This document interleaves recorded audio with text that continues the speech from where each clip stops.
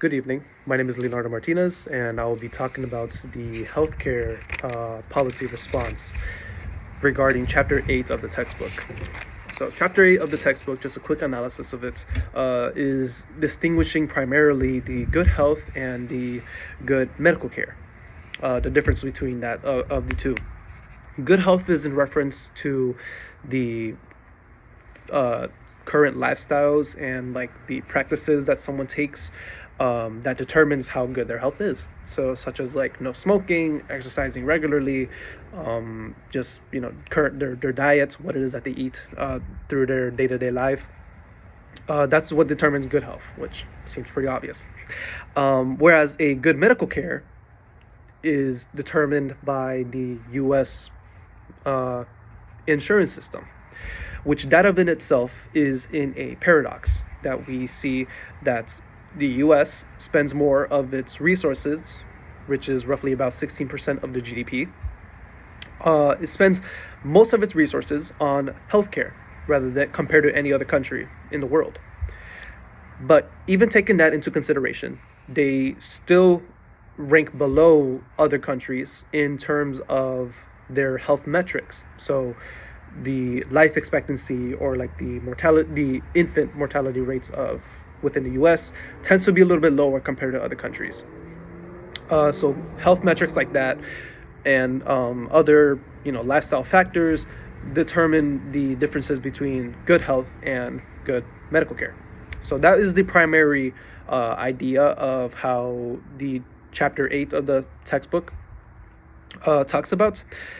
Also including the incrementalism and rational comprehensive policy is also included onto there, which is just fancy way of just saying gradually advocating for policy relating to Affordable Care Act or Obamacare, just anything to make more people in the U.S. have more insurance.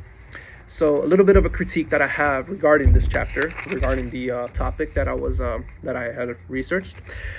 The strength that I had about the one strength that I saw primarily throughout the whole chapter was its strong theoretical framework that comes from understanding why the Affordable Care Act represents departure from traditional U.S. policymaking.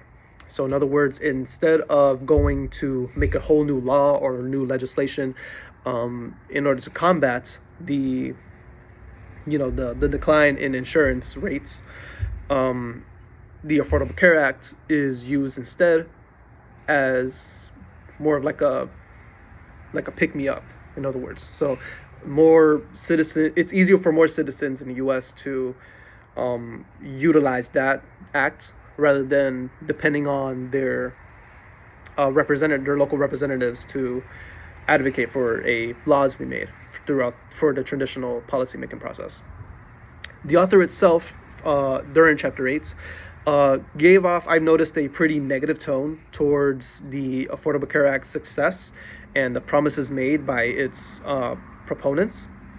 He noted that there were certain things that uh, administrations in the past and even now would say one thing and then go ahead and do another thing, or turn that one thing into another thing. So there was a lot of administrative failures that he did note, that the author did note about it.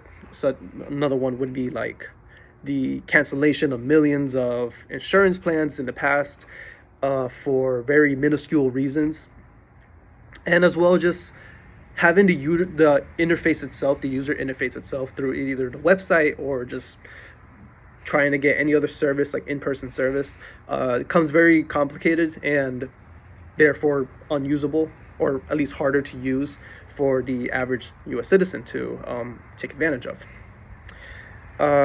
As well, the policy implementation, so the policy implementation of Affordable Care Act, or just against the Affordable Care Act, comes from the inability to advance from the issue itself.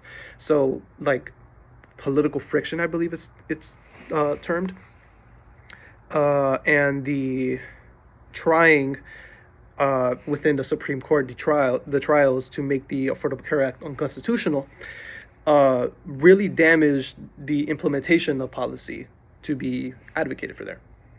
In the sense that there was a lot more